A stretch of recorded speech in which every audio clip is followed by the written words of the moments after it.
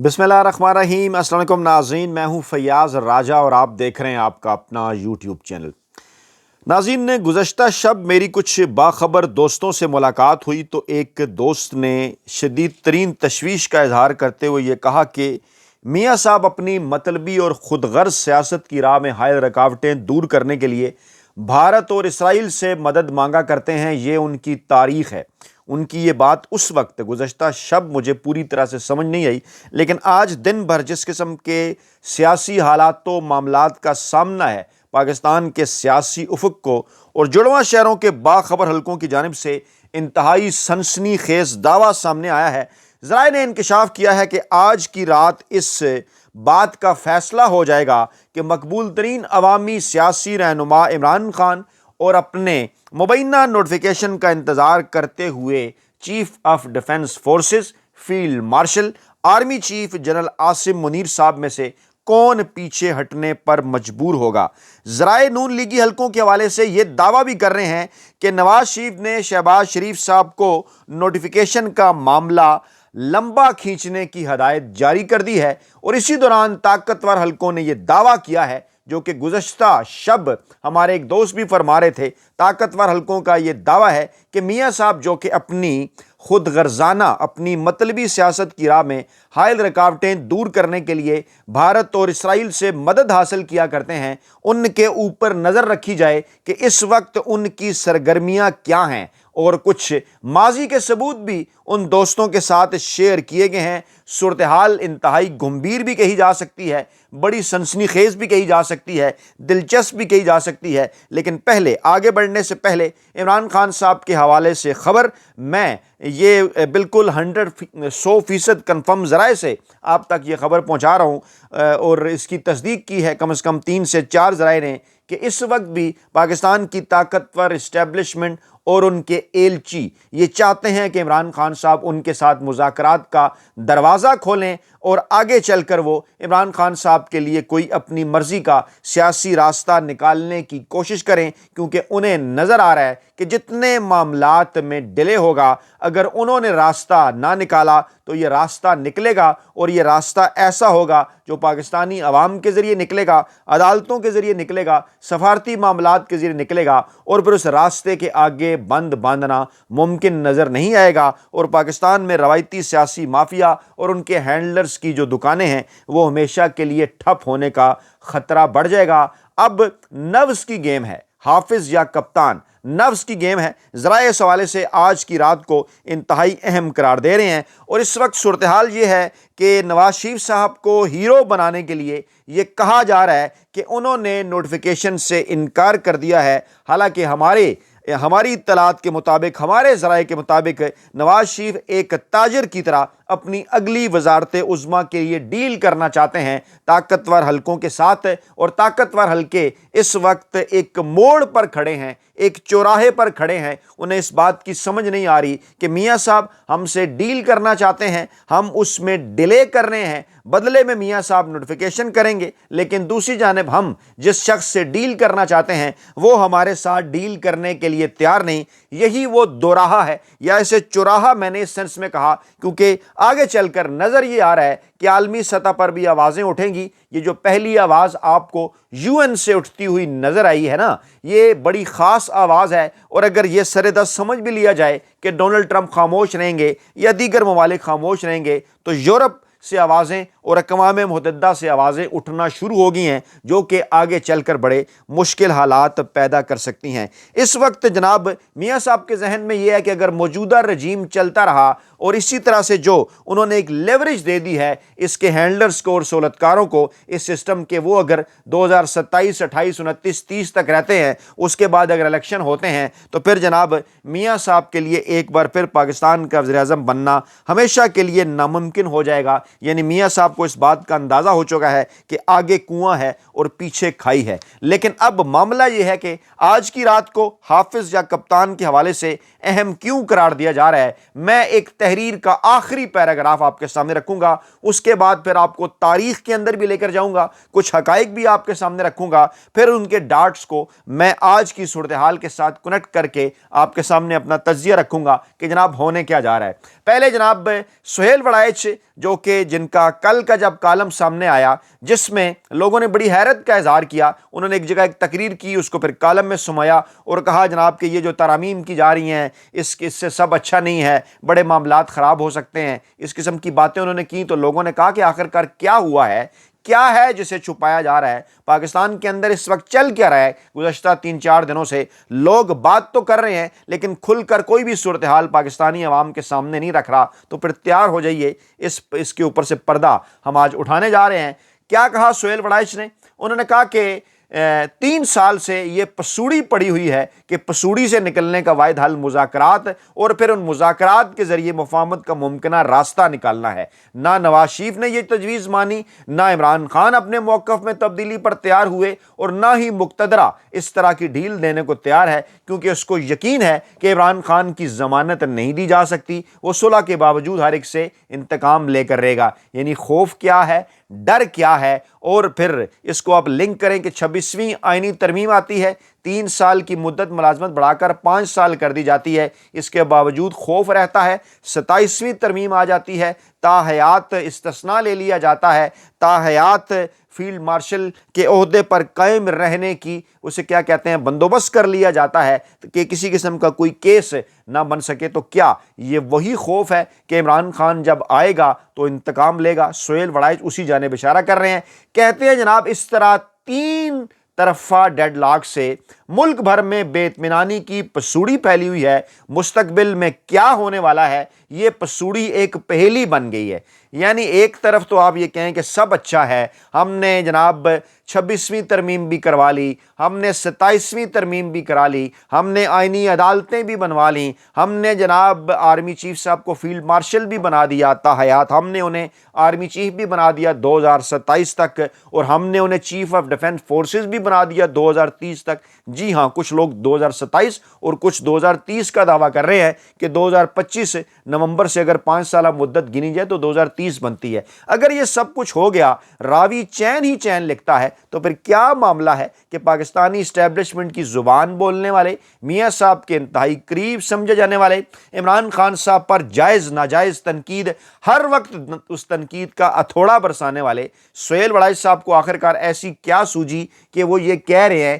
کہ یہ dead lock ہے، ملک میں بے اطمینانی کی پسوڑی پھیلی ہوئی ہے، مستقبل میں کیا ہونے والا ہے، یہ پسوڑی ایک پہیلی بن گئی ہے جو کسی سے حل نہیں ہو رہی۔ تو آج ہم اس کو حل کرتے ہیں۔ وڑائچ صاحب وہ کہتے ہیں بظاہر سب چپ ہیں، بظاہر امن ہے، بظاہر کنٹرول ہے، طاقت کا پلہ بھاری ہے، کوئی چیلنج نہیں، اپوزیشن سے کوئی خطرہ نہیں، دور دور تک نظام کو بھی کوئی خطرہ نہیں، بظاہر 28ویں 29ویں 30ویں ترمیم کرنے بھی کوئی رکاوٹ نہیں، بظاہر ملک کو مصر، سعودی عرب یا چین بنانے میں بھی کوئی امر مانے نہیں، بظاہر لوگوں نے جنگ جیتنے کے بعد نظام کی تبدیلی کو امر لازم سمجھ کر قبول کر لیا ہے، بظاہر جتنے مرضی تھوڑے لگیں، خنجر مارے جائیں، تیر برسائے جائیں، روح جسم سب کچھ قبول کرتے جائیں، لیکن اگر فرض کریں کہ یہ سب کچھ بظاہر ہوا اور اندر کچھ اور پکڑا ہوا تو کیا ہوگا؟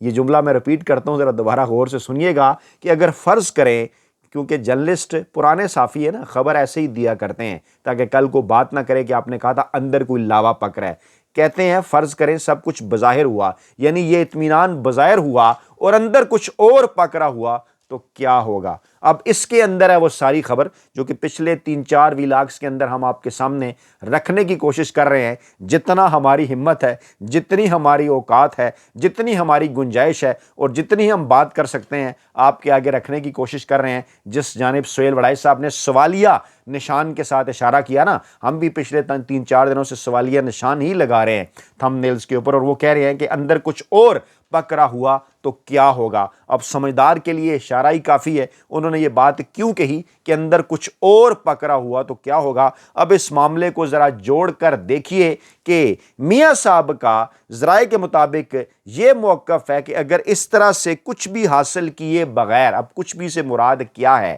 حالانکہ کہا یہ جا رہا ہے طاقتور حلقوں کی جانب سے کہ آپ کو تو ہم نے بہت کچھ دے دیا، عمران خان سے بچایا، ہم نے کیسز آپ کے ختم کر دیے، ہم نے آپ کی بیٹی کو وزیر اعلیٰ بنا دیا، بھائی کو وزیر اعظم بنا دیا، لیکن میاں صاحب کچھ اور چاہتے ہیں، میاں صاحب کچھ اور مانگتے ہیں۔ ان کے ہاتھ سے بیانیہ ان کا نکل چکا، وہ 1981 واپس پہنچ چکے، دائروں کا سفر کرتے کرتے واپس اسی جگہ آگے دائرے میں سفر کرتے جہاں سے نواز شریف صاحب نامی جرنیلی لونڈے نے اپنے سفر کا آغاز کیا۔ اس کے بعد ڈیلیں کر کے 99 میں ثابت کیا، ڈیلیں کر کے 2017 میں ثابت کیا، 2019 میں ثابت کیا، اب اگلی ڈیل کر کے ایک بار پھر یہ ثابت کیا۔ تو جانے سے پہلے، شاید اس دنیا سے اللہ تعالیٰ انہیں لمبی زندگی دے، لیکن جانے سے پہلے، اس دنیا سے جانے سے پہلے کسی جگہ یہ خواہش پنپری ہے کہ میں کوئی بہت بڑا انقلابی بن کر سامنے آ جاؤں، لیکن اب شاید وہ یہ ٹرین مس کر چکے ہیں، وہ شاید اتنے بڑے انقلابی نہیں ہیں، اور یہ بات ہم حقائق کے ذریعے ثابت کریں گے۔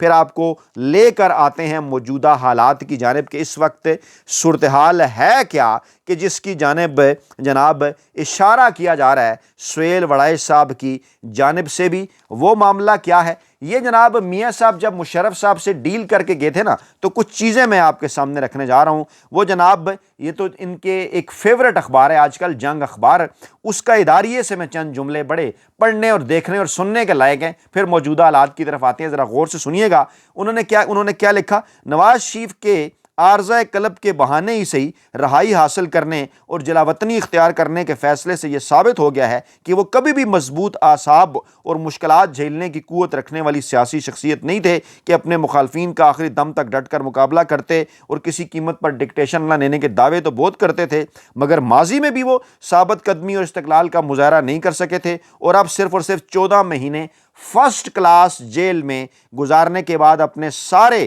دعووں کے برعکس بزدلی کا مظاہرہ کرتے ہوئے ساری ہمت ہار گئے اور خاموشی کے ساتھ 10 سال کی مدت کے لیے جلاوطنی اختیار کرنے اور گزارنے پر مجبور ہو گئے۔ اور اب نواز شریف کا باب وہ والا انقلابی پن والا ختم سمجھا جا سکتا ہے۔ یہ جناب انہوں نے اس وقت لکھا تھا۔ اس کے بعد کی کیا صورتحال ہوئی وہ بھی جناب آپ کے سامنے آتی رہی۔ اب آگے چل کر کچھ مزید اس قسم کی چیزیں ہیں جو کہ جناب صورتحال کو مزید واضح کر رہی ہیں۔ ارشاد احمد حقانی صاحب، مشہور سینئر صحافی 90 کی دہائی کے، اس کے بعد بھی ماضی کے بھی، وہ کیا لکھتے ہیں؟ میاں نواز شریف کے معذرت خواہ ان کی شکست کی جو بھی تعویلیں کریں، یہ حقیقت اب جریدہ عالم پر ثبت ہو چکی کہ نواز کوئی حقیقی لیڈر نہ تھا، وہ اسٹیبلشمنٹ کا پروردہ ایک زمانہ شناس مہرہ تھا جو آزمائش کی پہلی آنچ پر پگھل گیا اور اپنی اصل ہیئت میں دنیا کے سامنے آ گیا۔ بعض لوگ سب لوگوں کو کچھ وقت کے لیے بیوقوف بنا سکتے ہیں، بعض لوگ ہمیشہ کے لیے کچھ لوگوں کو بیوقوف بنا سکتے ہیں، لیکن سب لوگوں کو ہمیشہ کے لیے بیوقوف نہیں بنایا جا سکتا۔ جنرل جیلانی کی نگاہ انتخاب نواز شریف صاحب پڑھنے کے بعد بوجہ وہ اسٹیبلشمنٹ کا بلو آئیڈ بوائے بن گئے۔ ضیاء الحق نے انہیں پروان چڑھایا، پالا پوسا اور اپنے دکاندارانہ سوچ سمجھ سے کام لے کر اپنے والد کی بتائی راہوں پر چلتے ہوئے دولت کے بل بوتے پر وہ وزیر اعظم بننے میں تو کامیاب ہو گئے، لیکن جو حقیقت تھی وہ آخرکار بے نقاب ہو کر رہی، اور نوابزادہ نصر اللہ خان کو کہنا پڑا کہ میں نے زندگی بھر سیاستدانوں سے معاملے کیے اور سرخرو رہا، پہلی دفعہ ایک دکاندار سے معاملہ کیا اور وہ میرے ساتھ ہاتھ کر گیا۔ اور آگے انہوں نے کنکلوڈ کیا کہ نواز شریف کچھ وقت کے لیے سب لوگوں کو بیوقوف بنانے میں ضرور کامیاب رہے، کچھ لوگوں کو ہمیشہ کے لیے بیوقوف بنانے میں وہ کامیاب رہیں گے، لیکن سب لوگوں کو ہمیشہ کے لیے بیوقوف بنانے میں وہ کامیاب نہیں ہو سکتے۔ اور آخری چیز ہے بڑی خاصے کی چیز، سہیل یہ جناب لکھی نجم سیٹھی صاحب نے، جن کے بعد میں میاں صاحب بڑے قریب بھی رہے، کہاں کہاں تک انہیں پہنچایا۔ سیٹھی صاحب ان کی بڑی تعریفیں کرتے رہے۔ سیٹھی صاحب نے کیا لکھا اپنے کالم کے اندر؟ انہوں نے لکھا میاں صاحب کے متعلق، دوسری طرف ہمیں نواز شریف کا وہ مشہور جملہ یاد آتا ہے جو انہوں نے میز پر مکہ مارتے ہوئے کہا تھا، میں ڈکٹیشن نہیں لوں گا، جس سے 1993 میں لوگوں کو بہت حوصلہ ملا تھا، مگر جب انہوں نے بیرونی فرمانرواؤں کی آغوش میں پناہ لینے میں اجلت سے کام لیا اور ان کے خالی ذہن میں اپنی سیاسی ساتھیوں کی پریشانیوں اور پارٹی میں انتشار کا خیال تک نہ آیا، تو ہمیں حیرت ہوئی کہ کیا نواز شریف اپنی خود غرضی پر مطمئن ہوں گے جبکہ انہوں نے بیشتر لوگوں کو دھوکہ دیا ہے، مگر اب انہیں توقع ہے کہ وہ سب کو دھوکہ دے سکتے ہیں، آئندہ ان کی قسمت میں جو بھی لکھا ہو، لیکن یہ سب پر ظاہر ہو گیا ہے کہ شیر کی طرح دھاڑنے والا دراصل ایک چوہا تھا۔ یہ نجم سیٹھی صاحب نے لکھا ہے۔ اور آگے ان لوگوں کے لیے پیغام ہے جو کہ بڑے الزامات لگا رہے ہیں نا کہ جناب عمران خان کی بہن نے انڈین ٹی وی چینل سے گفتگو کر لی۔ یہ کتاب بتاتی ہے جس کا نام ہے جناب نواز شریف جیتی بازی ہار گیا، اور یہ جناب حافظ شفیق الرحمان صاحب سینئر صحافی، انہوں نے لکھا 13 اکتوبر 1999 کو انڈیا ٹائمز میں سابق بھارتی وزیر اعظم اندر کمار گجرال نے اپنے کالم میں انکشاف کرتے ہوئے کہا کہ میرے جگری دوست میاں نواز شریف نے میری فرمائش پر آدھی رات کے وقت اپنے بیڈ روم روم سے فون کر کے مجھے ان کشمیری مجاہدین کی فہرست پیش کی تھی جو مقبوضہ کشمیر میں دہشت گردی کے واقعے میں مطلوب تھے۔ ایک بات۔ دوسری بات، نواز شریف نے اپنے بیٹے حسین نواز اور نیاز نائک کے ذریعے واجپائی کے الیکشن کے لیے 50 کروڑ دیے اور خود حسین نواز بھی بھارت کے شوگر ملیں لگائیں، اور واجپائی نے کہا کہ نواز شریف کا جانا ہمارے لیے خطرناک ہے۔ اور پھر آخر میں روزنامہ جنگ 19 نومبر 1999 کی رپورٹ کے مطابق سابق وزیر اعظم نواز شریف نے اپنی پہلی وزارت عظمیٰ کے دور میں اسرائیل سے 1 ارب روپے مالیت کی ٹیکسٹائل مشینری خریدی جو ان کے کارخانوں میں نصب ہے، اور پھر انہوں نے جاسوسی کے نجی نظام قائم کرنے کے لیے جدید ترین آلات اسرائیل سے حاصل کیے، جن کے ذریعے وہ ججوں کی، جرنیلوں کی، صحافیوں کی، مخالف سیاستدانوں کی گفتگو ٹیپ کیا کرتے تھے۔ لیں جناب، یہ ہیں وہ میاں نواز شریف صاحب جن کے متعلق دعویٰ کیا جا رہا ہے کہ یہ نوٹیفیکیشن انہوں نے بڑے کسی انقلابی پن کے اندر روک رکھا ہے۔ وہ آج بھی ڈیل کرنا چاہتے ہیں کیونکہ انہیں بھی اس بات کا اندازہ ہے کہ کہیں نہ کہیں کوئی لاوا پک رہا ہے۔ اپنا بہت خیال رکھیے گا، دعاؤں میں یاد رکھیے گا۔ نئی ویڈیو کے ساتھ جلد حاضر ہوں گے۔ اللہ نے کے بعد۔